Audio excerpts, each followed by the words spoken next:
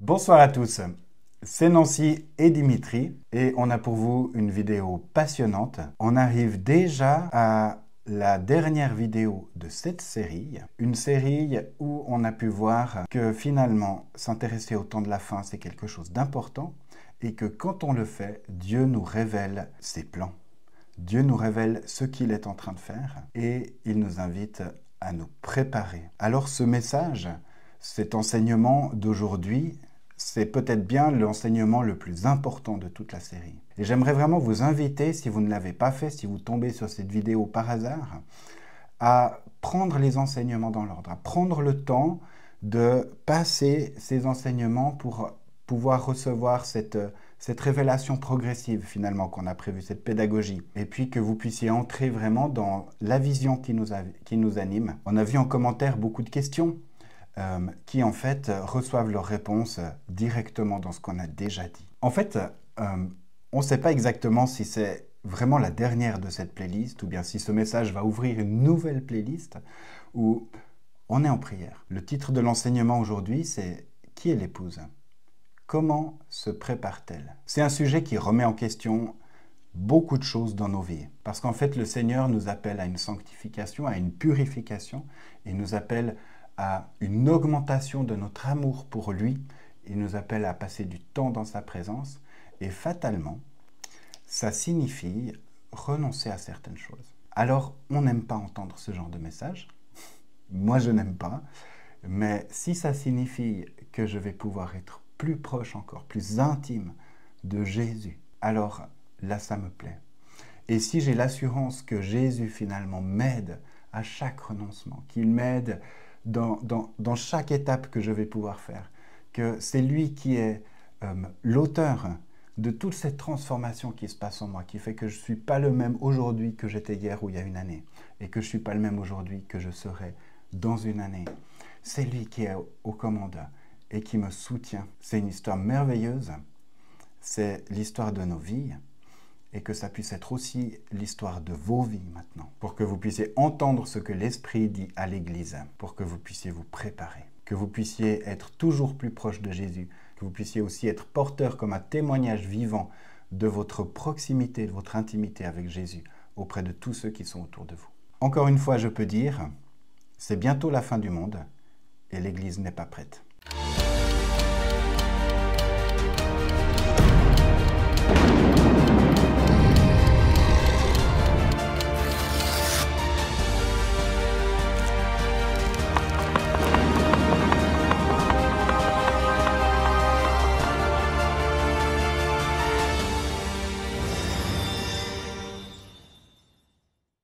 Voilà, donc je me réjouis d'aborder ce sujet avec vous aujourd'hui. On a vu dans l'épisode, quand on parle de l'enlèvement, que oui, le Seigneur vient chercher son épouse pour l'enlever, pour l'emmener dans la maison de son Père, mais qui est l'épouse? Et surtout, comment se prépare-t-elle? Il y a une première chose que je voudrais dire avant de commencer cet enseignement, c'est que finalement l'histoire de la Bible, c'est l'histoire d'un père qui cherche une épouse pour son fils. Et ça, c'est quelque chose qu'on va garder en tête tout au long de l'enseignement de ce soir. Pour démarrer, je vais vous parler un tout petit peu de mon histoire personnelle, même si je ne vais pas rentrer dans les détails. Mais voilà, j'ai reçu de la part du Seigneur une révélation concernant son retour. Son retour est très proche, plus proche que ce que vous êtes peut-être capable d'imaginer. Le Seigneur est vraiment à la porte. Tous les signes le montrent et le Seigneur lui-même confirme à ceux qui le lui demandent. Avec cette révélation, le Seigneur m'a confié que son Église n'était pas prête et que la fiancée qu'il venait chercher n'était pas suffisamment digne de lui. Il m'a dit qu'il faisait de ma vie une parabole et qu'il utiliserait mon histoire pour sa gloire, afin d'adresser son message à l'Église. C'est vrai que de par mon histoire, je sais comment la fiancée attend l'époux. Je sais les émotions qu'elle ressent, je sais l'attente qui est la sienne et je sais l'espérance qui est la sienne. Et je sais que nous devons nous préparer. En regardant en arrière, j'ai compris à quel point tout était dans ses mains et à quel point sa gloire était grande.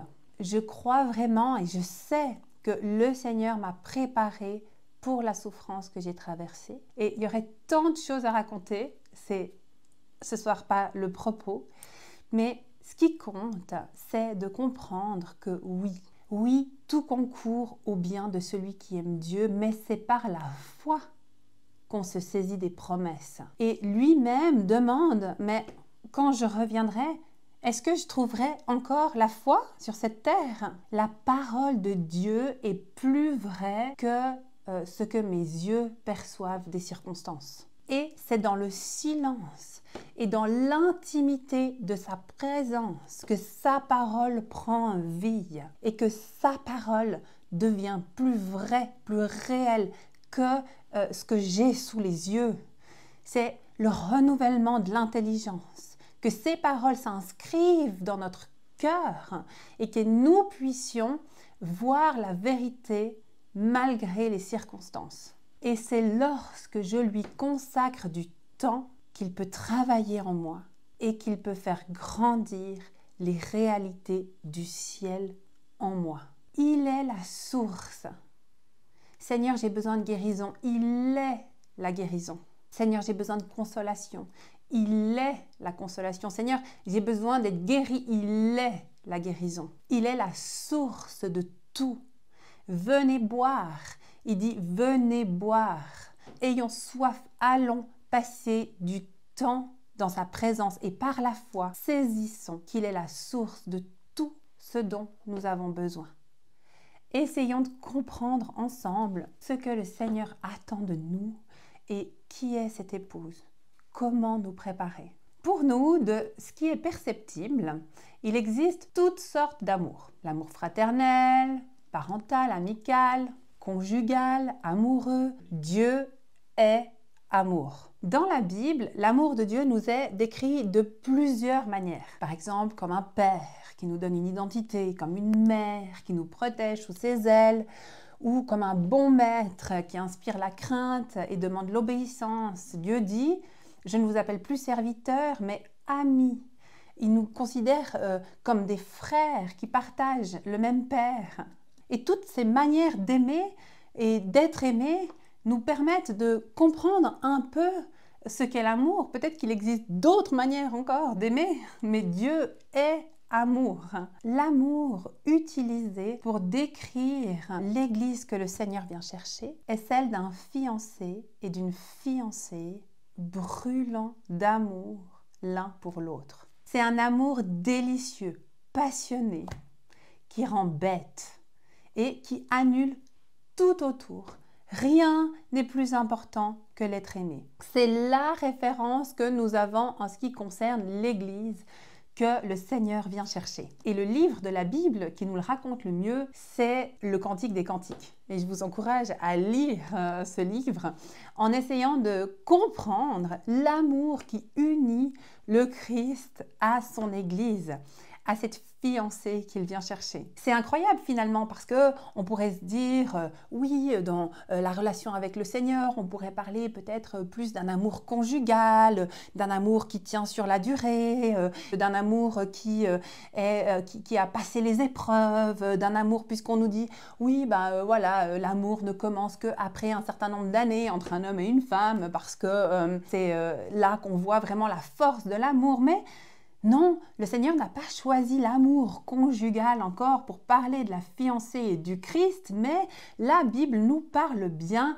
d'un amour amoureux, d'un amour qui fait battre le cœur, d'un amour rempli d'émotions, d'un amour qui rend tout autour fade par rapport à l'émotion que l'on peut ressentir en voyant l'être aimé. Alors voilà, je vous propose une petite introspection. Le Seigneur est à la porte et il sera là bien plus rapidement que ce que la plupart de vous sont peut-être capables d'imaginer. Le Seigneur est à la porte. La porte est entrouverte. Qu'est-ce que ça vous procure comme émotion? Alors voilà, si j'utilise la référence terrestre, puisque j'ai la référence terrestre. Qu'est-ce qu'on sait de la fiancée qui attend son fiancé? La fiancée, elle a décidé de tout quitter. Elle est prête à quitter sa famille, parfois même son pays, et elle se prépare pour une nouvelle vie. Elle renonce à sa vie pour entrer pleinement dans celle de son époux. La fiancée est excitée. Il n'y a rien qui puisse la mettre plus en joie que de savoir que son époux sera bientôt là. Elle est curieuse. Elle veut savoir quand, comment. Elle essaye d'obtenir le plus d'informations possible et le sujet de son époux, c'est définitivement le sujet qu'elle préfère aborder parmi tous les autres sujets de conversation. Son humeur est joviale, elle est amoureuse. Elle a envie de danser, elle aime soudainement tout le monde, elle a le rire facile, elle rayonne et il n'y a rien qui puisse lui ravir sa joie. Elle a soudainement une certaine distance avec tous les problèmes qui pouvaient lui sembler auparavant immenses et qui, face à la joie de son mariage qui approche, ne lui semblent finalement plus si grave que ça. Et elle veut plaire à son époux. Elle se prépare en essayant au mieux de comprendre ce que son fiancé souhaiterait d'elle, ce qu'il attend d'elle. Son but, c'est de tout faire pour coller le plus possible à ses attentes. Et toutes ses pensées et tous ses actes sont tournés vers lui. Et dès qu'elle a un moment de libre, elle court dans sa chambre, elle passe son temps à lire et relire les paroles qu'il lui a adressées et elle se nourrit de ça à chaque instant. Et si quelqu'un, même à la limite quelqu'un de peu fiable, arrive chez elle en disant « Il est à la porte !» La chose qui est certaine, c'est qu'elle ne va pas dire « Oh, tu sais, nul ne sait ni le jour ni l'heure. » Ah non, non. La fiancée, elle va dire « Quoi? Où? Comment? Qui te l'a dit? Est-ce que tu l'as vu? À quelle distance ?» Et elle risque même l'évanouissement. Qui est cette épouse du Christ? Avant de démarrer le processus de la fin des temps, on voit dans l'Apocalypse que Jésus a un message pour l'Église. L'Apocalypse commence par une lettre dictée par Jésus à Jean destinée à cette Église. Et l'Église qui va nous intéresser dans un premier temps, c'est l'Église d'Éphèse. Alors on lit dans Apocalypse 2, versets 1 à 5. Écrit à l'ange de l'Église d'Éphèse. Voici ce que dit celui qui tient les 7 étoiles dans sa main droite, celui qui marche au milieu des 7 chandeliers d'or. Je connais tes œuvres, ton travail et ta persévérance. Je sais que tu ne peux pas supporter les méchants. Tu as mis à l'épreuve ceux qui se prétendent apôtres, sans l'être, et tu les as trouvés menteurs. Oui, tu as de la persévérance, tu as souffert à cause de mon nom, et tu ne t'es pas lassé. Mais ce que j'ai contre toi, c'est que tu as abandonné ton premier amour. Souviens-toi donc d'où tu es tombé, repens-toi et pratique tes premières œuvres. Sinon, je viendrai à toi et j'enlèverai ton chandelier de sa place, à moins que tu ne changes d'attitude. L'église d'Éphèse, c'est vraiment une église qui peut nous mettre des complexes. Elle a une bonne conduite, elle a de la persévérance, elle se donne beaucoup de peine, elle a du discernement et elle a souffert à cause de Jésus et malgré tout, elle ne s'est pas lassée. Pourtant, le Seigneur a un reproche à lui faire. Au verset 4, on a lu « Mais ce que j'ai contre toi, c'est que tu as abandonné ton premier amour. » Et la suite du texte nous montre que ça n'est pas un petit problème, c'est un vrai gros problème, puisqu'il dit, au verset 5, « Souviens-toi donc d'où tu es tombé, repens-toi, pratique tes premières œuvres, sinon je viendrai à toi et j'ôterai ton chandelier de sa place, à moins que tu ne changes d'attitude. » L'église d'Éphèse est donc sérieusement menacée d'être ôtée de sa place. Et comme l'ange explique à Jean, les 7 chandeliers, ce sont les 7 églises qui sont placées dans le temple et être ôté de sa place, ça signifie être ôté du temple, loin de la présence de Dieu.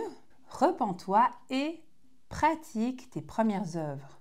Mais pourtant, le texte nous dit que l'église d'Éphèse se donne de la peine. Au verset 2, « je connais tes œuvres, ton travail et ta persévérance. Oui, tu as de la persévérance, tu as souffert à cause de mon nom et tu ne t'es pas lassé. Et ce qu'on comprend donc dans ce texte, c'est que les œuvres dont le Seigneur parle ne sont possibles que si le cœur de l'église d'Éphèse bat à chaque instant et follement pour le Seigneur, à l'image d'une femme ou d'un homme amoureux. Au verset 7, que celui qui a des oreilles entende ce que l'Esprit dit aux églises. À celui qui vaincra, je donnerai à manger de l'arbre de vie qui est dans le paradis de Dieu. Donc ce qu'on comprend à travers la fin de ce texte, c'est que l'église d'Éphèse n'est pas considérée comme vainqueur, ou du moins pas encore. Alors, qui sont les vainqueurs? On lit dans Philippiens 3, versets 14 et 15, et puis ensuite 17 à 21. « Je poursuis ma course vers le but pour remporter le prix attaché à l'appel que Dieu nous a adressé du haut du ciel dans l'union avec Jésus-Christ. Nous tous qui sommes spirituellement adultes, c'est cette pensée qui doit nous diriger. Et si sur un point quelconque vous pensez différemment, Dieu vous éclairera aussi là-dessus. » Verset 17. « Suivez tous mon exemple, frères, et observez comment se conduisent ceux qui vivent selon le modèle que vous trouvez en nous. Car il en est beaucoup qui vivent en ennemis de la croix du Christ. Je vous en ai souvent parlé. Je vous le dis une fois de plus, en pleurant.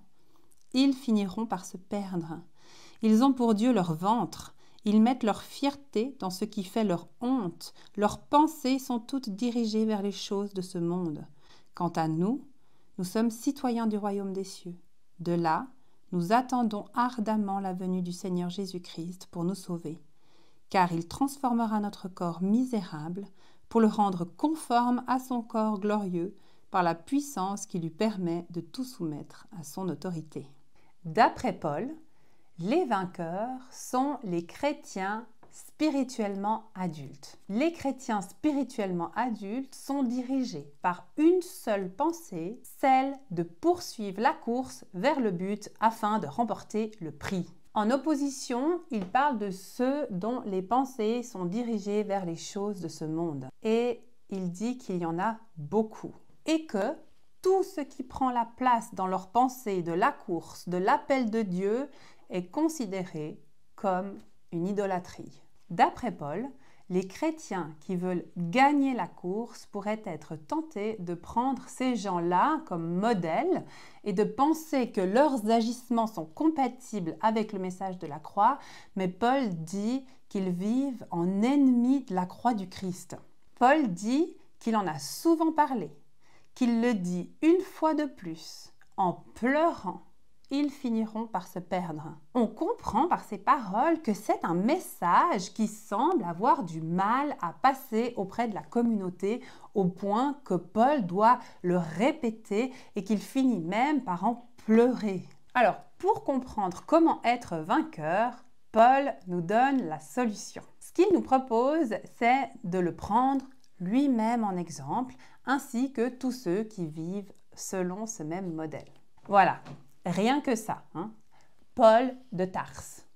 Paul affirme que les chrétiens spirituellement adultes, donc les vainqueurs, ont pour identité citoyens du royaume des cieux, pour attitude l'attente ardente de la venue du Seigneur et pour espérance que le Seigneur transforme leur corps pour le rendre conforme à son corps glorieux. Selon Paul, le vainqueur est une personne spirituellement adulte. En grec, le terme utilisé par Paul pour dire spirituellement adulte, c'est téléios, qui est aussi traduit dans certaines de nos Bibles par parfait.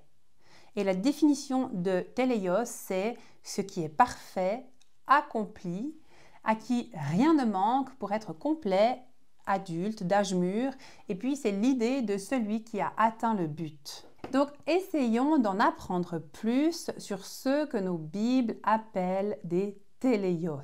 On lit dans 1 Corinthiens 3, versets 1 à 15, mais on va commencer par lire les versets 1 à 3. En réalité, frères, je n'ai pas pu m'adresser à vous comme à des hommes conduits par l'Esprit.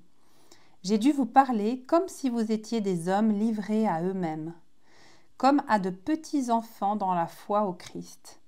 C'est pourquoi je vous ai donné du lait et non de la nourriture solide, car vous n'auriez pas pu l'assimiler alors. Et même aujourd'hui, vous êtes encore incapables de la supporter, parce que vous êtes comme des hommes livrés à eux-mêmes. » Dans cette lettre, Paul reproche aux Corinthiens de n'être que de petits enfants en Christ et de ne pouvoir être nourris que de lait. Il les compare à des hommes livrés à eux-mêmes ou encore à de petits enfants, en opposition aux personnes conduites par l'Esprit et, nous le comprenons, à des chrétiens spirituellement adultes. Livrés à eux-mêmes, dans certaines traductions, on nous dit charnels, ce qui veut dire dirigés par les désirs du moment, par l'envie, par ce qui leur fait plaisir. On continue. Versets 11 et 12. « Seulement que chacun prenne garde à la manière dont il bâtit. Pour ce qui est du fondement, nul ne peut en poser un autre que celui qui est déjà en place, c'est-à-dire Jésus-Christ. Or, on peut bâtir sur ce fondement avec de l'or, de l'argent, des pierres précieuses ou du bois, du chaume ou du torchis de paille. » Paul nous dit donc que pour toutes les personnes en Christ, enfants ou adultes, peu importe, le fondement est le même. Il s'agit de Jésus-Christ, sa grâce, son salut. Par contre, l'œuvre construite sur ce fondement n'est pas la même pour tous les chrétiens. On continue à découvrir ce texte, on lit versets 13 à 15. « Mais le jour du jugement montrera clairement la qualité de l'œuvre de chacun et la rendra évidente. En effet, ce jour sera comme un feu qui éprouvera l'œuvre de chacun pour en révéler la nature. Si la construction édifiée sur le fondement résiste à l'épreuve, son auteur recevra son salaire. Mais si elle est consumée, il en subira les conséquences. Lui, personnellement, sera sauvé, mais tout juste, comme un homme qui réussit à échapper au feu. » Paul ne remet pas en question le salut par la foi. Et je tiens à dire que nous non plus. Il explique que lors du jugement, selon la nature de l'œuvre de chacun, certains recevront une récompense et d'autres n'en recevront pas. Comme il dit, oui, ils seront sauvés, mais tout juste comme un homme qui réussit à échapper au feu. Ce que Paul explique, c'est qu'il y aurait donc une différence entre les chrétiens charnels, dont la pensée et les actions sont enracinées dans la chair, c'est-à-dire dans les choses de ce monde, dans ce qui fait envie, dans ce qui attire, dans ce qui donne envie, et les chrétiens spirituels, dont toutes les pensées sont tournées vers les choses d'en haut. Il fait une différence entre ceux qui sont sauvés avec récompense et ceux qui sont sauvés sans récompense. Paul nous explique donc bel et bien qu'il y a une différence entre salut et sanctification. Et je tiens à préciser qu'on parle ici du jugement de l'Église et non du jugement des nations. Je pense que c'est important de le préciser parce que la Bible dit que l'Église sera la première à être jugée et ce tribunal, ça n'est pas un tribunal accusatoire car tous nos péchés qui ont été confessés sont pardonnés. On nous dit que le Seigneur n'y pense plus, qu'il les oublie. Ce n'est pas un tribunal qui va refaire jaillir à la surface toutes nos mauvaises œuvres pour nous accuser. Non, c'est un tribunal qui ne sera en fait qu'un lieu de remise de prix, car en Jésus, toute faute est effacée. On lit 2 Corinthiens 5 au verset 10. En effet, il nous faudra tous comparaître devant le tribunal de Christ, afin que chacun reçoive le salaire de ce qu'il aura fait bien ou mal, alors qu'il était dans son corps. Le mot salaire, dans certaines de nos Bibles, est aussi traduit par récompense. Chacun recevra sa récompense. Donc, on parle bien là de récompense en lien avec l'œuvre de chacun. Alors, quelle est cette récompense? Qu'est-ce que la Bible nous dit à propos de la récompense ou du salaire lié à l'œuvre de chacun? Apocalypse 22 au verset 12. Oui, dit Jésus, je viens bientôt. J'apporte avec moi mes récompenses pour rendre à chacun selon ce qu'il aura fait. Dans plusieurs passages de la Bible, une récompense est mentionnée est destinée ou désirée par le vainqueur. Et quelle est donc cette récompense? On lit dans 1 Corinthiens 9 au verset 25. Tous les athlètes s'imposent une discipline sévère dans tous les domaines pour recevoir une couronne, qui pourtant sera bien vite fanée, alors que nous aspirons à une couronne qui ne flétrira jamais. On lit maintenant Apocalypse 3, versets 11 et 12. Je viens bientôt, tiens ferme ce que tu as afin que personne ne prenne ta couronne. Du vainqueur, je ferai un pilier dans le temple de mon Dieu. Et puis, on lit Jacques 1 au verset 12. Heureux l'homme qui tient bon face à la tentation, car après avoir fait ses preuves, il recevra la couronne de la vie que le Seigneur a promis à ceux qui l'aiment. Et puis on lit 2 Timothée 4, versets 7 et 8. J'ai combattu le bon combat, j'ai terminé la course, j'ai gardé la foi. Désormais la couronne de justice m'est réservée. Le Seigneur, le juste juge, me la remettra ce jour-là, et non seulement à moi, mais aussi à tous ceux qui auront attendu avec amour sa venue. Donc le mot couronne ici, c'est Stéphanos. Stéphanos, c'est un insigne de royauté. C'est le prix qu'on reçoit lors des Jeux publics, c'est un symbole d'honneur. La récompense des téléios est donc un signe de royauté, un symbole d'honneur, une couronne. Jésus vient comme roi et on peut imaginer que son épouse portera au minimum une couronne. Qu'est-ce qu'on peut encore apprendre concernant l'épouse, les téléios, les chrétiens spirituellement adultes, les vainqueurs? Qu'est-ce que la Bible nous dit encore? La Bible nous apprend que le vainqueur, comme l'épouse, est unique. On lit 1 Corinthiens 9 au verset 24. Ne savez-vous pas que ceux qui courent dans le stade courent tous, mais qu'un seul remporte le prix? Courez de manière à le remporter.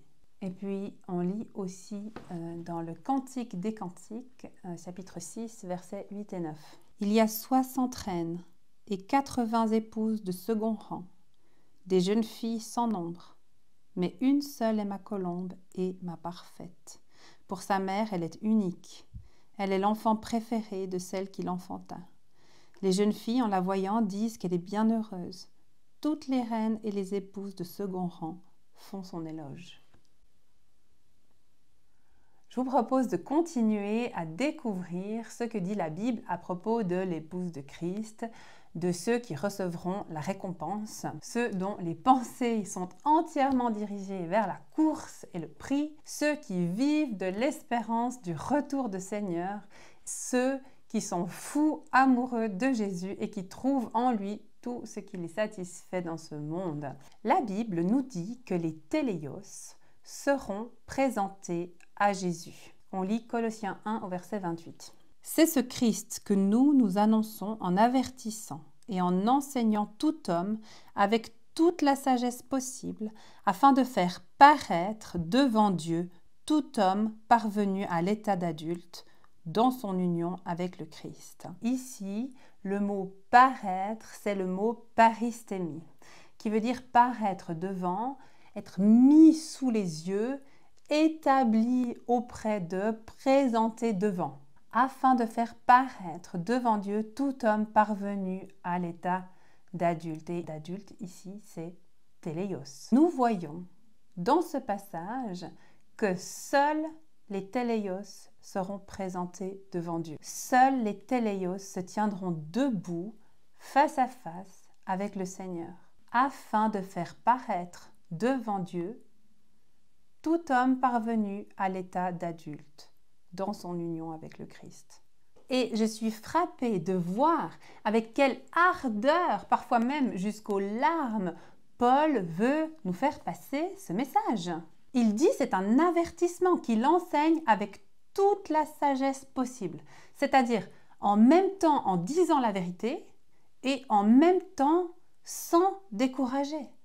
Et c'est notre prière aussi, à moi et à Dimitri, aujourd'hui, d'être dans cette sagesse-là, de dire la vérité et malgré tout ne pas vous décourager, vous encourager, soyez encouragés. C'est donc un avertissement que Paul enseigne avec toute la sagesse possible et nous nous ne retenons que le salut par la foi. Nous, on se contente de viser le ciel alors que lui, il veut qu'on vise une place spécifique auprès de Dieu, un accès spécifique auprès de lui dans le ciel. Luc 21, versets 34 à 36. C'est la fin du discours de Jésus sur le mont des Oliviers. Prenez garde à vous-même, pour que vos esprits ne s'alourdissent pas à force de trop bien manger, de trop boire et de vous tracasser pour les choses de la vie. Sinon, ce grand jour vous surprendra tout à coup, car il s'abattra comme un filet sur tous les habitants de la terre. Restez sur vos gardes et priez sans relâche que Dieu vous donne la force d'échapper à tout ce qui doit arriver et de vous présenter debout devant le Fils de l'homme. C'est un combat, c'est une course à remporter. Verset 36, restez sur vos gardes et priez sans relâche que Dieu vous donne la force d'échapper à tout ce qui doit arriver et de vous présenter debout. Et ici, présenter debout, c'est istémie. Ça veut dire être placé debout, stable, de manière intentionnelle. Istémie, c'est évidemment de la même racine que paristémie. Le but à atteindre, c'est donc bel et bien de se présenter debout devant Jésus, face à face, sans honte. On retrouve cette idée de vis-à-vis dans ce passage de la Genèse. On va le lire ensemble. Genèse 2, versets 18 à 23. L'Éternel Dieu dit : « Il n'est pas bon que l'homme soit seul, je lui ferai une aide qui soit son vis-à-vis. » L'Éternel Dieu, qui avait façonné du sol tous les animaux des champs et tous les oiseaux du ciel, les fit venir vers l'homme pour voir comment il les nommerait, afin que tout être vivant porte le nom que l'homme lui donnerait. L'homme donna donc un nom à tous les animaux domestiques, à tous les oiseaux du ciel et aux animaux sauvages, mais il ne trouva pas d'aide qui soit son vis-à-vis. Alors l'Éternel Dieu plongea l'homme dans un profond sommeil. Pendant que celui-ci dormait, il prit une de ses côtes et referma la chair à la place. Puis l'Éternel Dieu forma une femme de la côte qu'il avait prise de l'homme et il l'amena à l'homme. L'homme s'écria : « Voici bien cette fois celle qui est os de mes os, chair de ma chair. Elle sera appelée femme, car elle a été prise de l'homme. » On a appris dans un précédent épisode que la loi est l'ombre des choses à venir. Et on peut trouver dans les Écritures toute une pédagogie de Dieu qui nous parle et qui nous parle des temps qui viennent. Ici, Dieu dit « Il n'est pas bon que l'homme soit seul. Je lui ferai une aide qui soit son vis-à-vis. » Donc, tel un bon père, il va trouver une épouse pour son fils, car il n'est pas bon que l'homme soit seul. Que va faire Dieu ? Il va plonger l'homme dans un sommeil, le blesser, il lui ouvre la chair et tire de lui celle qui deviendra son vis-à-vis. Et on voit là vraiment une image de la naissance de l'Église, de l'épouse de Christ qui est tirée de son corps. On lit Colossiens 1 au verset 22. « Mais maintenant, Dieu vous a réconciliés avec lui par le sacrifice de son Fils qui a livré à la mort son corps humain pour vous faire paraître saints, irréprochables et sans faute devant lui. » Pour vous faire paraître, paristémie, saints, irréprochables et sans faute devant lui. On lit 2 Corinthiens 4 au verset 14. « Nous savons en effet que Dieu, qui a ressuscité le Seigneur Jésus, nous ressuscitera aussi avec Jésus et nous fera paraître avec vous en sa présence. » Paraître, c'est toujours paristémie. On lit le psaume 45 au verset 11. « Toute resplendissante est la fille du roi que l'on mène dans le palais d'étoffes précieuses et d'or, elle est pareille. En vêtements brodés, on la présente au roi. De jeunes demoiselles la suivent en cortège. On les conduit auprès de toi avec des chants de fête au milieu de la joie. Elles sont introduites dans le palais du roi. En vêtements brodés, on la présente au roi. » On lit maintenant 2 Corinthiens 11 au verset 2. « Car j'ai pour vous un amour qui ne tolère aucun rival et qui vient de Dieu lui-même. Je vous ai en effet fiancé à un seul époux pour vous présenter au Christ comme une jeune fille pure. » Présentée, paristémie. On lit Éphésiens 5, versets 25 à 27. « Quant à vous, Marie, que chacun de vous aime sa femme comme le Christ a aimé l'Église. Il a donné sa vie pour elle, afin de la rendre digne de Dieu, après l'avoir purifiée par sa parole, comme par le bain nuptial. Il a ainsi voulu se présenter cette Église à lui-même, rayonnante de beauté, sans tache ni ride, ni aucun défaut, mais digne de Dieu et irréprochable. » Se présenter à lui-même, paristémie. Il a voulu se présenter cette Église à lui-même, rayonnante de beauté. Nous sommes donc appelés à devenir le vis-à-vis de notre Seigneur Jésus-Christ. L'épouse est tirée de son corps. Elle est appelée à devenir parfaite. Dans Nombre, chapitre 5 et les versets 11 à 31, on a une ombre des choses à venir concernant ceux qui devront se tenir debout, purs, devant l'Éternel. Je ne vais pas lire tout le passage, je vous invite à le découvrir dans vos Bibles, mais je vais résumer ce passage pour comprendre ce qui est dit à ce moment-là. Ce passage nous montre un test de pureté si le mari est jaloux de sa femme et qu'il la soupçonne d'infidélité. Le Seigneur dit de la présenter au prêtre, donc présenter la femme au prêtre, qui lui la fera se tenir debout devant l'Éternel avec une offrande de jalousie dans ses mains, en l'occurrence 2 litres de farine, sans huile et sans encens. L'offrande de jalousie est ensuite prise et posée sur l'autel. Une poignée en est brûlée comme souvenir. Et puis le prêtre fait boire à la femme l'eau amère, de l'eau avec de la poussière du sol du tabernacle. Si elle est coupable, elle deviendra stérile comme exemple de malédiction et si elle est pure, elle sera reconnue innocente et aura des enfants. La personne qui se tiendra devant l'Éternel saura si elle a été fidèle au Seigneur et c'est sans honte, debout face à face, sans tache ni ride, qu'elle pourra se tenir. La Bible dit que nous sommes adultères si nous sommes idolâtres. Et nous sommes idolâtres si quelque chose dans nos vies prend plus de place que Dieu ou prend la place qui devrait revenir à Dieu. Voilà pour les téléios qui seront donc présentés à Dieu. On continue à étudier ces téléios. On nous dit que les téléios sauront échapper aux ruses de Satan. On lit Éphésiens 4, verset 13. « Jusqu'à ce que nous soyons tous parvenus à l'unité de la foi et de la connaissance du Fils de Dieu, à l'état d'homme fait, ici téléios, à la mesure de la stature parfaite de Christ, afin que nous ne soyons plus des enfants flottants et emportés à tout vent de doctrine par la tromperie des hommes, par leur ruse dans les moyens de séduction. » Ce qu'on apprend dans ce texte, c'est que les téléios ne seront pas trompés, ni séduits par Satan à travers la tromperie des hommes, leurs ruses et leurs moyens de séduction. Et le but de ces ruses, c'est de nous séduire, de nous rendre idolâtres, de nous détourner de la relation que nous pourrions avoir avec le Seigneur. Alors, que pourraient être ces ruses et ces moyens de séduction qui nous détourneraient de l'objectif qui est la course et qui nous maintiendraient à l'état d'enfant? Quelles pourraient être ces ruses aujourd'hui en 2025, bientôt 2026? Il est dit dans la Bible que les derniers temps seront difficiles. Et pourtant, le Seigneur nous dit que ces jours se passeront comme au temps de Noé et que les hommes mangeaient, buvaient, se mariaient, étaient donnés en mariage.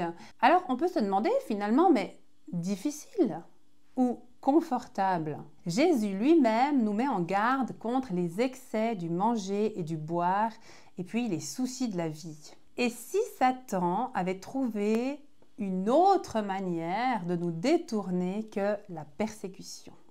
Parce que finalement, aujourd'hui, les chrétiens persécutés, c'est ceux qui vivent les plus grands réveils. Je pense que Satan, à un moment donné, a dû se dire, mais comment est-ce que je vais pouvoir les détourner autrement qu'en les persécutant. Je parle donc bien pour l'Église d'Occident, celle dont les pays ont été christianisés et qui aujourd'hui rejettent Dieu de toutes leurs institutions et de tout leur cœur. Et si Satan avait décidé de nous endormir par le confort, les divertissements et les soucis de la vie? On se pose la question à nous-mêmes. Quels sont les soucis que je dois absolument régler avant de passer du temps dans ma relation avec le Seigneur? Quels sont les divertissements qui me prennent plus de temps que celui que je passe en tête-à-tête avec le Seigneur? Le mot divertissement, il est vraiment intéressant parce qu'il veut vraiment dire se détourner. En latin, divertere, c'est composé de dis, qui veut dire séparation, et puis de vertere, qui veut dire tourner. Divertere signifie donc littéralement se détourner de ou détourner quelqu'un de quelque chose. Le divertissement est donc à l'origine ce qui détourne l'attention de quelque chose d'important. Le divertissement détourne donc l'attention de l'homme de quelque chose d'important. Cette question du sens de la vie, cette question de Dieu, elle existe à l'intérieur de chaque être humain. Il y avait un temps où le silence, l'attente, le temps de réfléchir était disponible chaque jour. En 2025, ces instants de questionnement sur le sens de la vie, sur Dieu, n'est plus quelque chose que l'être humain a en face de lui. Parce que s'il lui arrivait tout à coup de se poser la question, eh bien, tellement rapidement, il peut trouver un moyen de se divertir et tout simplement de penser à autre chose.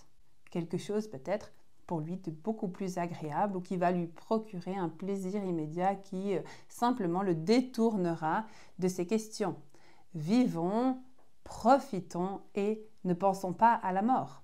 L'Apocalypse est un livre de la Bible qui nous raconte la manière dont Dieu essaye de capter l'attention des hommes au temps dernier. On l'a vu dans les épisodes précédents par des prophéties qui se sont réalisées ou qui sont en train de se réaliser. Et puis les inondations, les tornades, les rivières qui débordent, les volcans qui entrent en éruption, les bruits de guerre, les tremblements de terre, la grêle, la lune qui devient rouge, les poissons dans la mer morte, le miracle agricole israélien, les victoires d'Israël sur leurs ennemis, etc. Toutes ces choses qui devraient normalement capter notre attention et nous permettre de comprendre les temps dans lesquels nous vivons.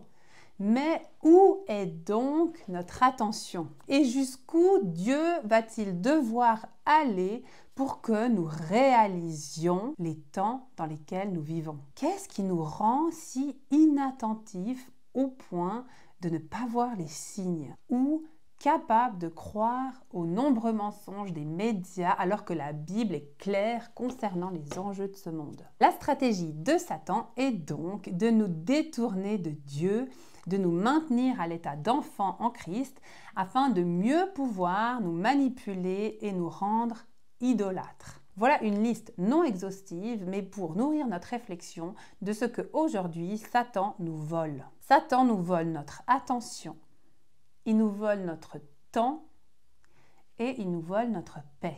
Notre attention pour que nous ne voyions pas les signes et que nous soyons surpris et non préparés le jour où le Fils de l'homme paraîtra. Notre temps pour que nos moments avec le Seigneur soient le plus brefs possible et que nous n'atteignions pas un stade adulte. Et notre paix pour nous empêcher de lâcher prise complètement.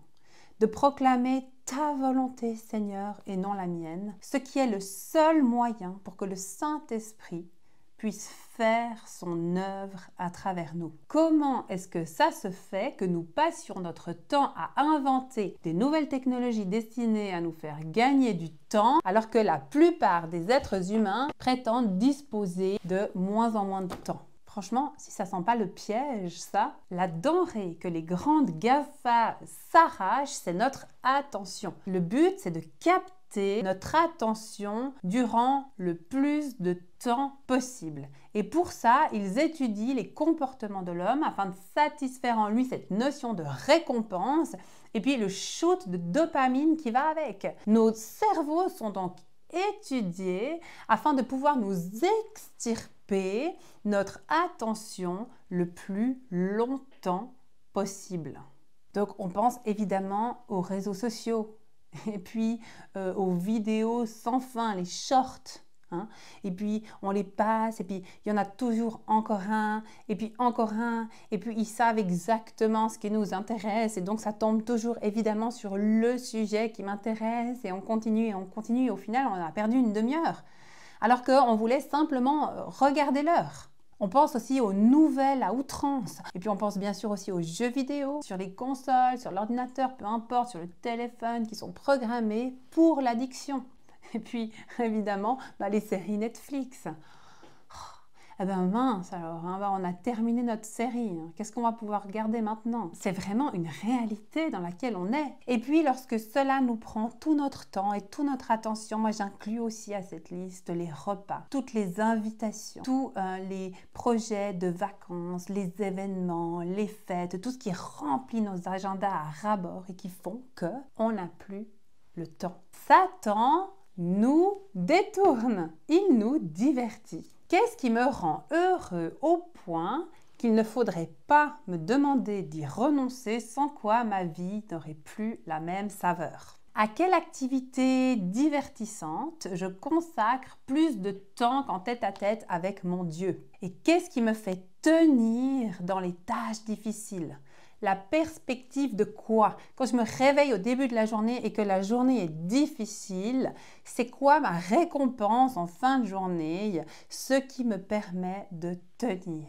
Et toutes ces choses prennent la place qui revient à Dieu. Ma sécurité, mon refuge, ma passion, mon réconfort, ma récompense. Et comment la Bible appelle-t-elle les choses dans la vie de l'homme qui prennent la place qui revient normalement à Dieu seul? Elle appelle ça de l'idolâtrie. Si on a peur, en abandonnant quelque chose dans notre vie, de nous retrouver dans le vide, c'est la preuve que notre rapport à cette chose n'est pas bonne. Alors reprenons nos esprits. Ne nous laissons pas piéger par Satan qui veut introduire dans le lieu très saint de notre corps des souillures sans même que nous comprenions que ces choses sont incompatibles avec la sainteté de Dieu. Dans le texte de 1 Corinthiens 3 qu'on a lu auparavant, on nous dit que l'œuvre de chacun sera passée au feu. Mais cette œuvre, c'est quoi?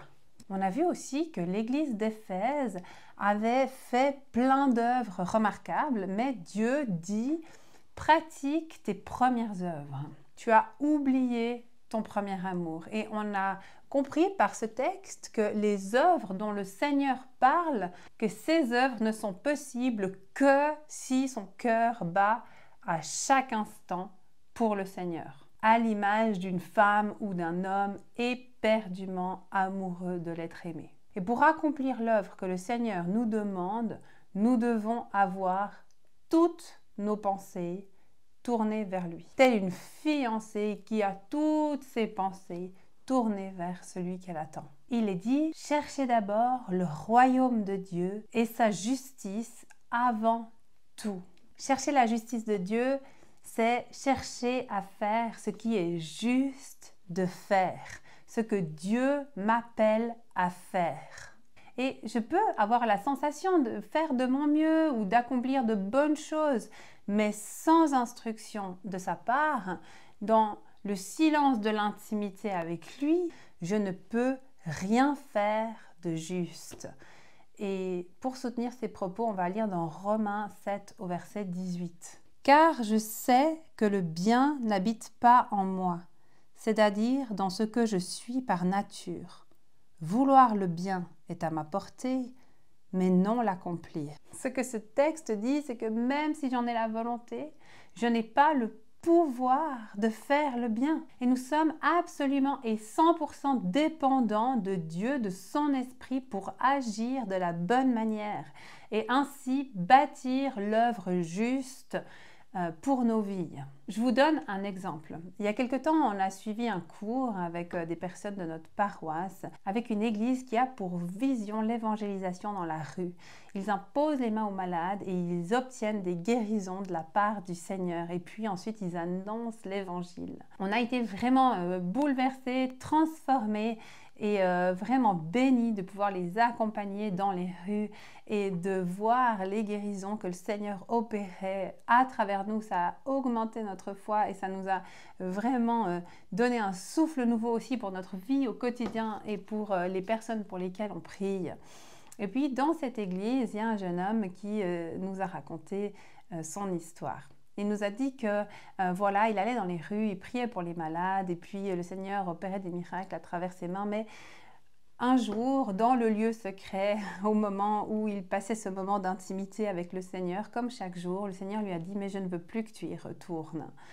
Il lui a dit « Je ne veux plus que tu y retournes parce que tu n'as pas d'amour pour ces gens. Oui, je les guéris à travers tes mains, mais toi, tu ne ressens pas d'amour pour eux. Je ne veux pas que tu y retournes tant que tu ne seras pas rempli d'amour pour ces gens. » Alors, qu'a fait ce jeune homme? Eh bien, tout simplement, il est resté dans son lieu secret et il a supplié le Seigneur de lui donner de l'amour pour ces gens. Et le Seigneur l'a exaucé.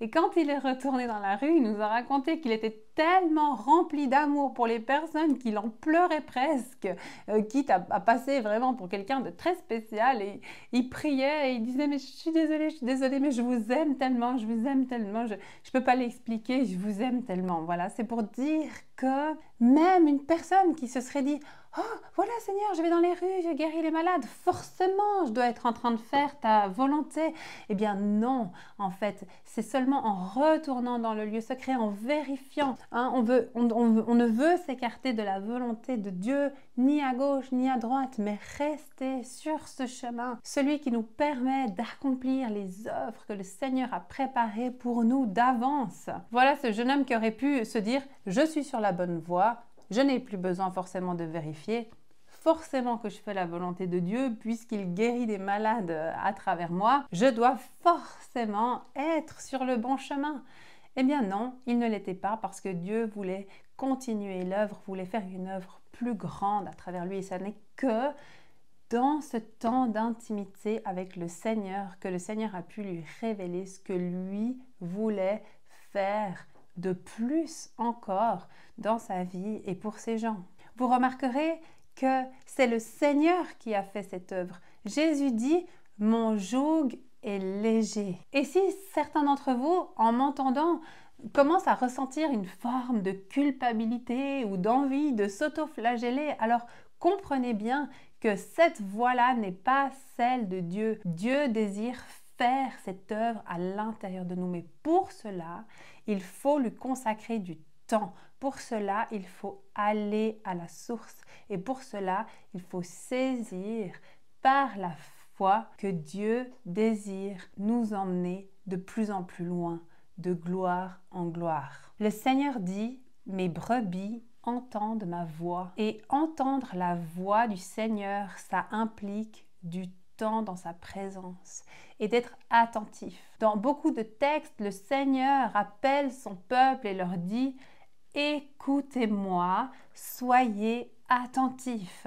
On apprend dans les textes que la voix du Seigneur se trouve dans un doux murmure et sans attention de notre part, nous ne pouvons pas entendre la voix du Seigneur. Alors certains, oui, entendent tout à coup un jour, badaboum, la voix du Seigneur en faisant leurs courses. Et puis on pourrait être tenté de se dire, finalement Seigneur, si tu veux me parler, badaboum, parle-moi.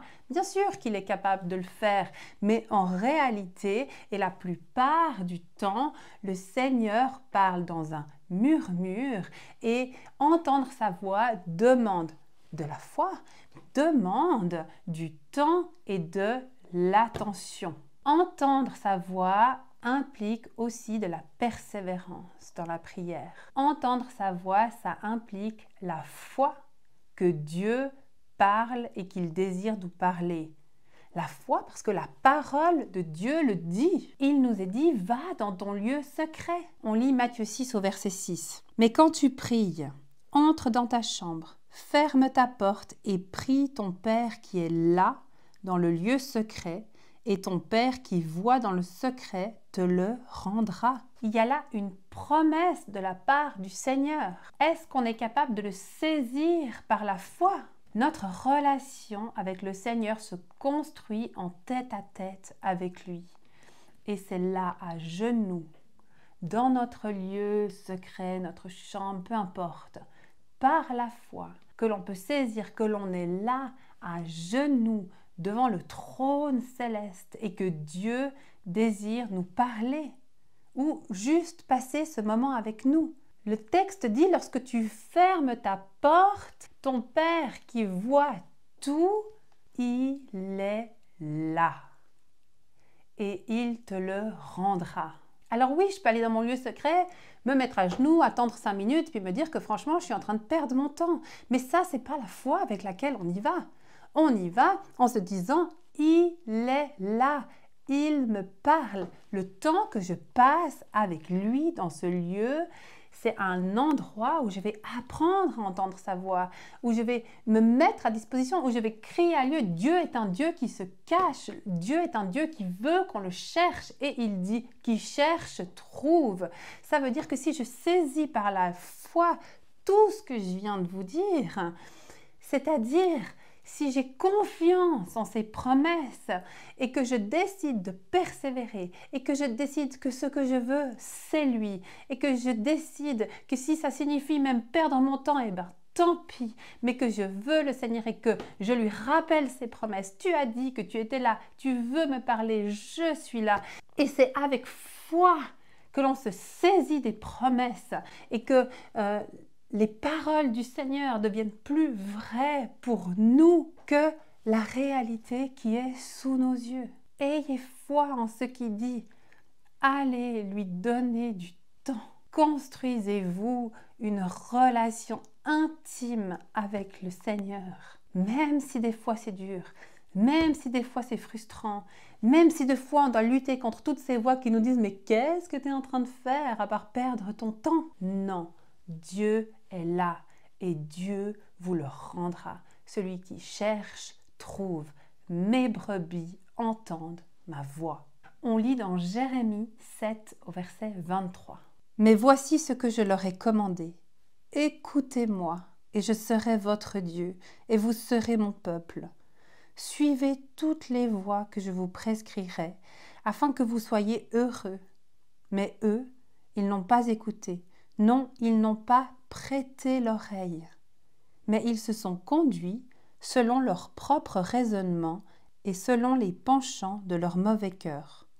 Ils sont devenus pires au lieu de devenir meilleurs. Le Seigneur veut qu'on l'écoute. Il dit « Prêtez-moi attention ». C'est une écoute qui demande une attention, une concentration afin d'être heureux et de devenir meilleur. C'est le seul moyen de ne pas être conduit par mes propres raisonnements et selon ce que je préfère. Ça, c'est un raisonnement d'un chrétien livré à lui-même et charnel. Mais non, voilà, le Seigneur veut renouveler notre esprit, renouveler notre intelligence. Et c'est l'intelligence renouvelée et remplie de sagesse que nous devons prendre chacune de nos décisions. L'œuvre qui sera passée au feu, c'est l'œuvre de l'Esprit en moi, dans ma vie. L'œuvre du Seigneur en moi, c'est d'abord une transformation intérieure. Est-ce que je suis le même qu'il y a quelques mois? Sur quel sujet le Seigneur me travaille-t-il en ce moment? Qu'est-ce que le Seigneur veut briser en moi pour me transformer à son image? À quoi est-ce que je dois renoncer? À propos de quoi est-ce que je dois demander pardon afin d'implorer le Seigneur que son esprit me transforme afin de lui plaire et de lui obéir? C'est un abandon, c'est un lâcher-prise. On veut lui obéir même si c'est inconfortable. Et dans la douleur, je prie que le Seigneur m'apprenne ce qu'il veut m'apprendre. Le but, c'est qu'il fasse son œuvre en moi. Et il n'y a pas d'autre objectif. Je réponds, oui Seigneur, ta volonté et pas la mienne. C'est la mort à soi-même. C'est comme ça que je laisse la possibilité au Saint-Esprit de faire son œuvre à travers moi, afin que son plan divin se réalise pour l'humanité tout entière. C'est cela le seul et unique but de ma vie. Je ne suis pas ici sur terre pour m'installer et pour faire des projets à long terme qui impliquent tout mon temps, toute mon attention pour parvenir à quelque chose ici dans ce monde. La Bible tout entière nous le dit. Nous ne sommes ici que nomades et ce sont des richesses pour après que nous devons amasser. Mais comment entrer dans cette folie? Eh bien, en passant du temps avec le Seigneur dans la Bible, dans la parole, afin de renouveler notre intelligence, afin que les réalités du ciel deviennent plus réelles pour nous que les réalités terrestres.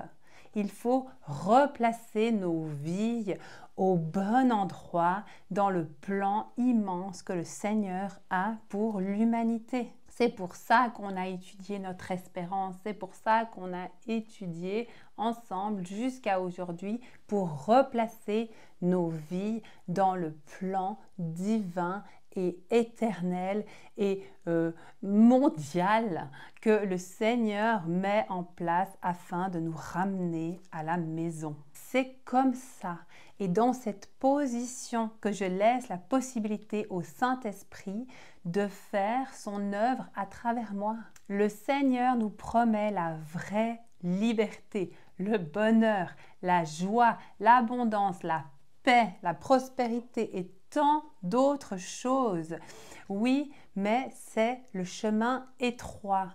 Ton œuvre, Seigneur, et pas la mienne. On lit Zacharie 4, verset 6. Cette œuvre, vous l'accomplirez ni par votre bravoure, ni par la force, mais c'est par mon esprit. Le Seigneur des armées célestes le déclare. Nous devons juste le laisser faire. Nous devons vouloir plus. Nous devons prendre le temps de le chercher. Le temps. Qui veut plus? Qui est assoiffé? Que sommes-nous prêts à faire pour recevoir plus de lui? Et ça n'est pas un amour à sens unique que Jésus veut avec nous. Lui, il a tout donné. Il est allé jusqu'au bout, humilié, seul, sur cette croix dans des souffrances extrêmes. Lui, il a tout donné. Qu'allons-nous répondre? Qui veut entendre la voix du Maître de l'univers et être de plus en plus intime avec lui? La relation que nous construisons avec lui ici-bas, c'est pour l'éternité. C'est une course. Et ce qui nous retarde, ce sont les jeux vidéo, les séries, les réseaux, les bonnes bouffes et tout ce qui rend nos vies confortables et tout ce qui fait de nous des gens qui n'avons besoin de rien. On est arrivé à un bon stade avec le Seigneur.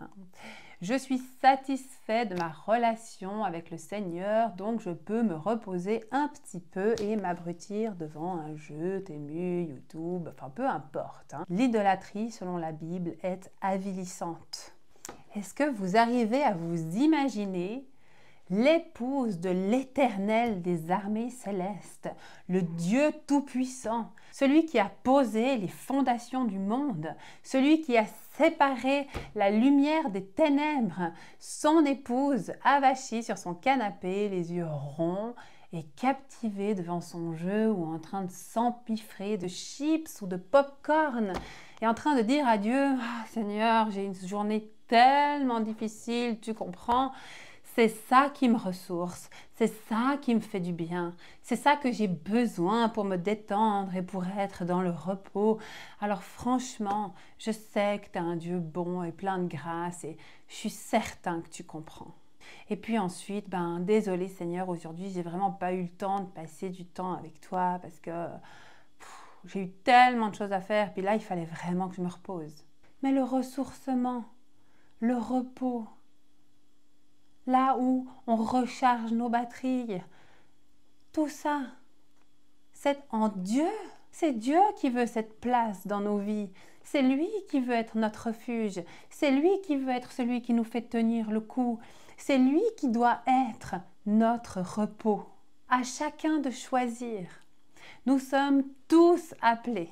La Bible nous apprend qu'il y a peu d'élus. Pour ceux qui sont encore là et qui n'ont pas zappé l'enseignement pour aller écouter autre chose de plus agréable, on lit ensemble Apocalypse 3, versets 14 à 22. C'est la lettre à l'église de Laodicée. En effet, tu dis, je suis riche, je me suis enrichi et je n'ai besoin de rien.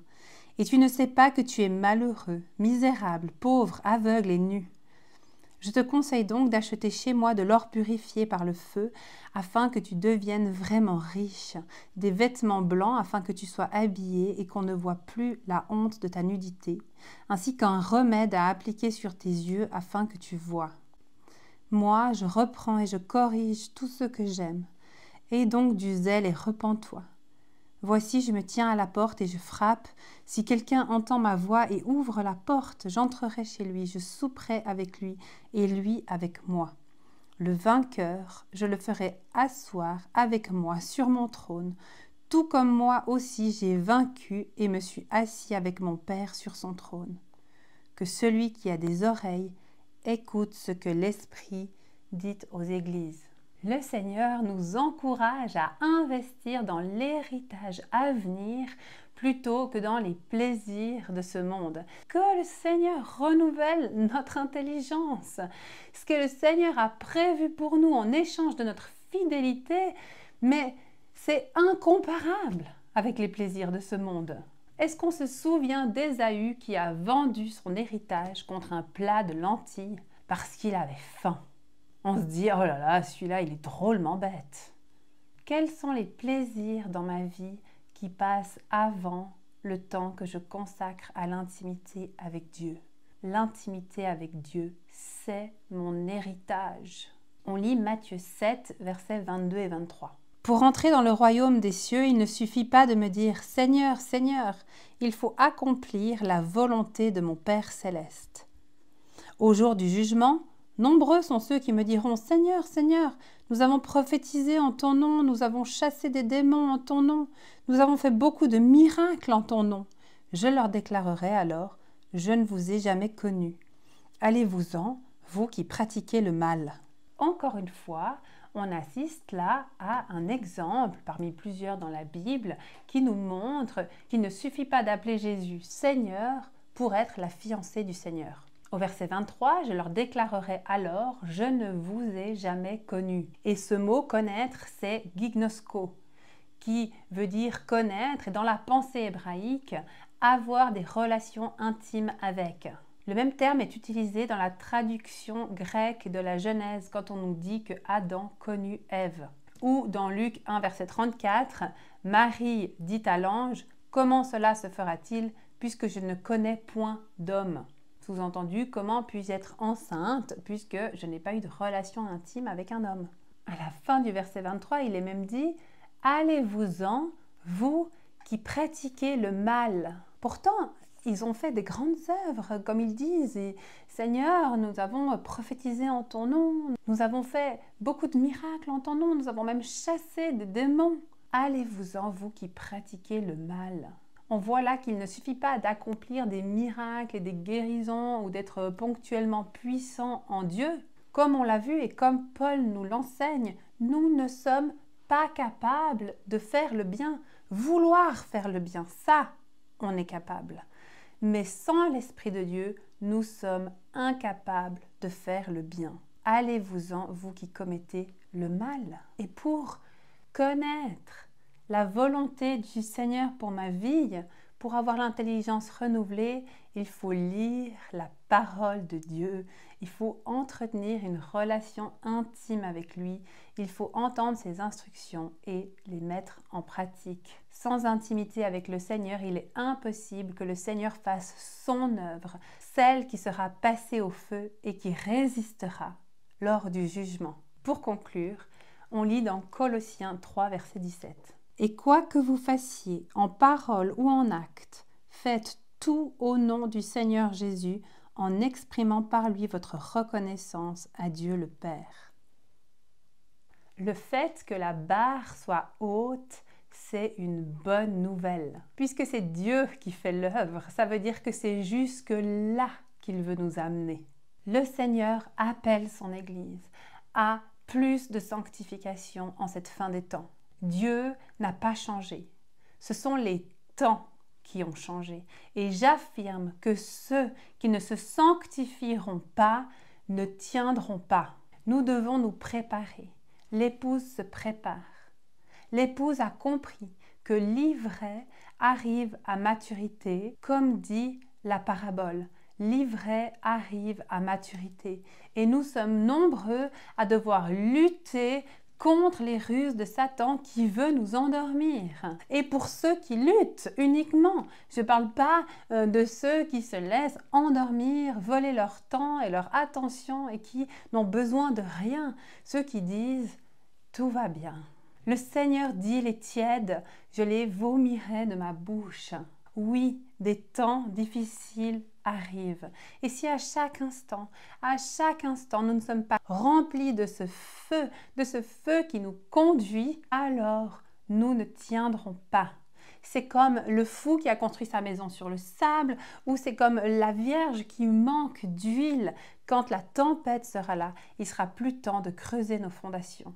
Alors gardons nos lampes remplies d'huile afin de ne pas être fous et de ne pas fermer nos oreilles à toutes les instructions que le Seigneur nous a données afin que nous tenions bon, afin de pouvoir nous présenter debout devant lui. C'est ce qu'il désire ardemment.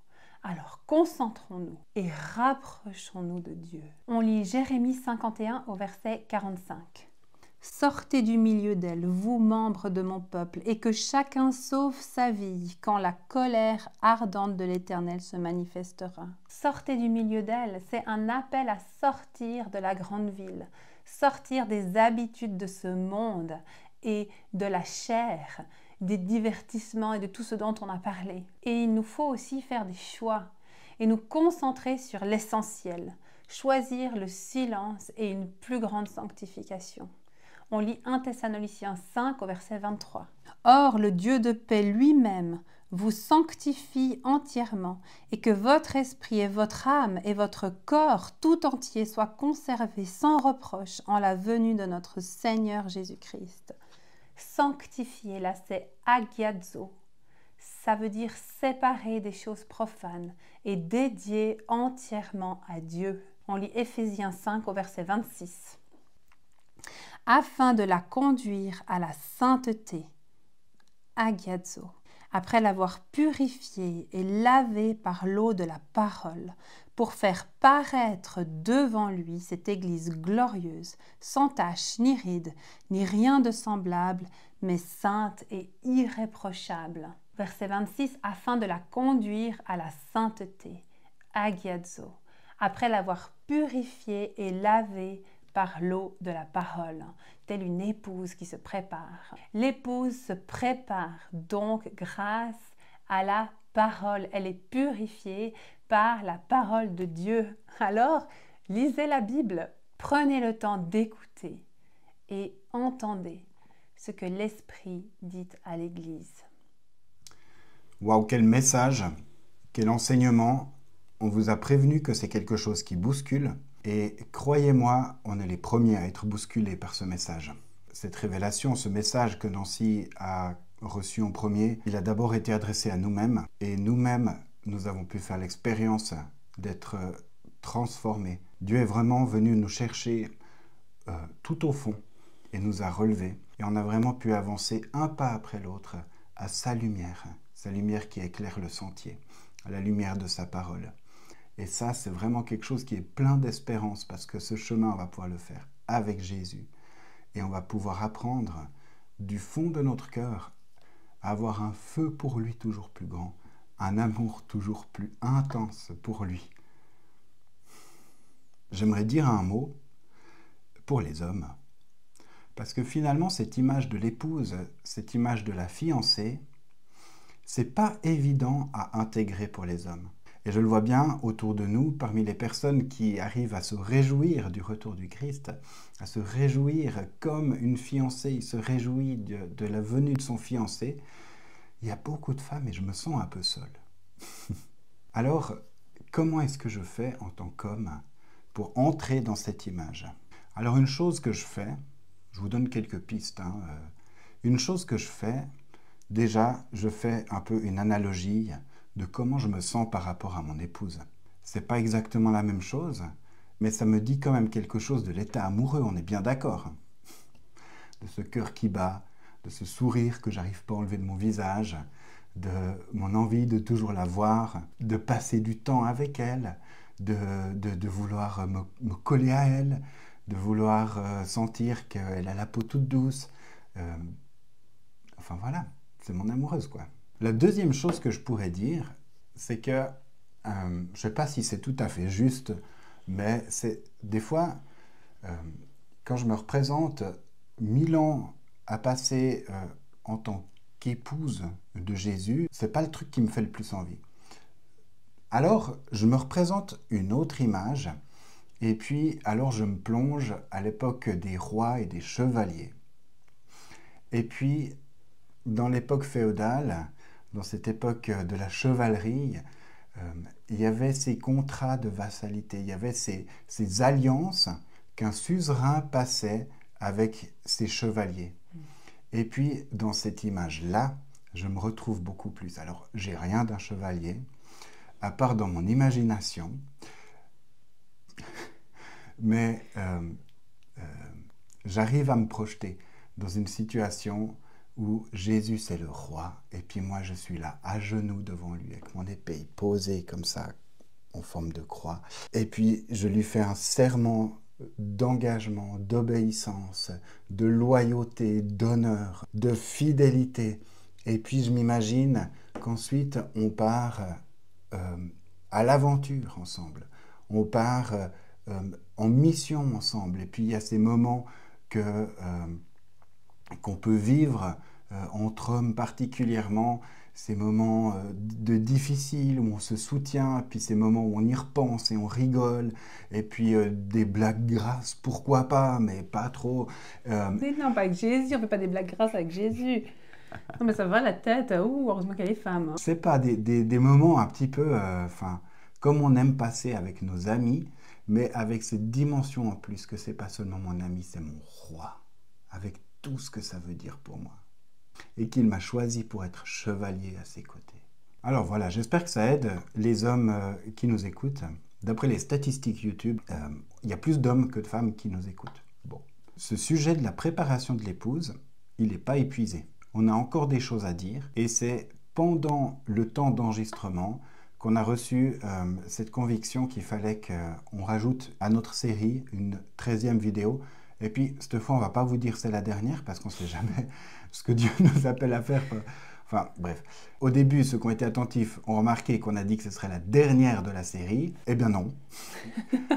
Les plans changent parce que Dieu nous conduit un pas après l'autre. Voilà, on va dire ça comme ça. Donc, j'annonce un épisode numéro 13 qui sera aussi sur la préparation de l'épouse, qui va peut-être introduire d'autres intervenants, en plus de Nancy et moi-même, avec des éléments, avec des angles d'attaque par rapport à cette question un peu différents. Ce sera de toute façon édifiant et ce sera de toute façon utile pour vous, pour l'Église, pour les gens autour de vous, pour entrer dans la dimension de cette fiancée qui attend son roi qui vient. On va finir pour aujourd'hui en priant. Père éternel, merci pour Jésus. Merci pour ce roi qui vient. Merci parce que, Père, tu as passé l'histoire du monde à chercher pour ton fils une fiancée, une épouse qui soit digne de lui. Et tu as tout mis en œuvre pour la trouver. Alors moi et tous ceux qui ont cette conviction dans leur cœur aujourd'hui, je te dis, je veux en faire partie. Et je te dis merci. Parce que ce que tu m'offres, c'est tellement plus grand que ce que tu me demandes. Merci pour ce privilège. Merci pour cet amour. Merci pour cette grâce. Je t'offre, Seigneur, ma fidélité. Je m'engage sur mon honneur à te servir, à faire tout ce que je peux pour accepter que tu m'aides à m'améliorer, à me préparer, à me purifier, à me sanctifier. Je veux vivre dans l'obéissance. Je veux passer du temps dans l'intimité avec toi pour apprendre à entendre ta voix, à la reconnaître. Je veux que quand on se rencontrera face à face, je n'ai pas honte. Mais que simplement on poursuive la conversation là où on l'a laissée. Oui, tous sont appelés. Seigneur, je te demande d'appeler plus fort encore.